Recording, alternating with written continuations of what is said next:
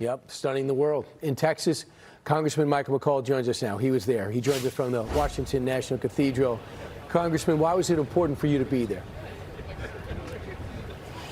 Well, I think to honor the legacy of a giant, a great man. What a wonderful tribute to such a powerful man, a man of action, as they talked about. An American original is what many of them said.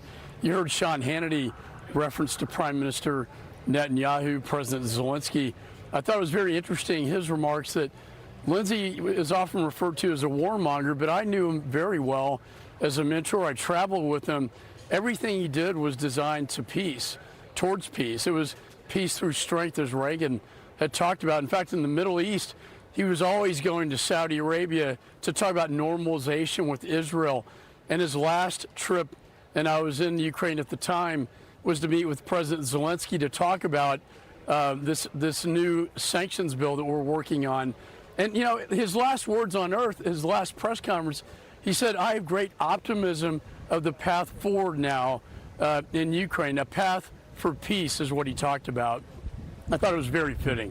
Just a beautiful, beautiful service. Congressman, I know you feel this way. You could study this stuff.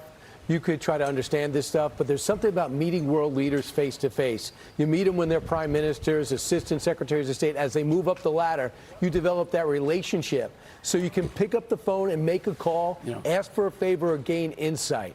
You are the same way. What did Senator Graham get by meeting these men and women in charge? You know, a lot of people think only the executive shapes foreign policy, but I saw Lindsey, with his relationships, as you talked about, you know, forging a foreign policy out of the United States Senate and the Congress prior to that. I would see him meet with world leaders like, you know, the Prime Minister of Israel to President Zelensky, to leaders all across the world, and shaping that foreign policy. He would talk to the president almost every day, and they would play golf, and he had such a creative mind and a great sense of humor at that. Those relationships he built over time, you know, has really made a difference. And I'm so glad to have been a part of his life and to have learned by some of his example as a mentor to me.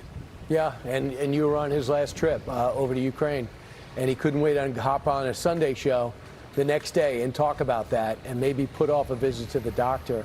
Congressman Michael McCaul, thanks so much. Always appreciate it.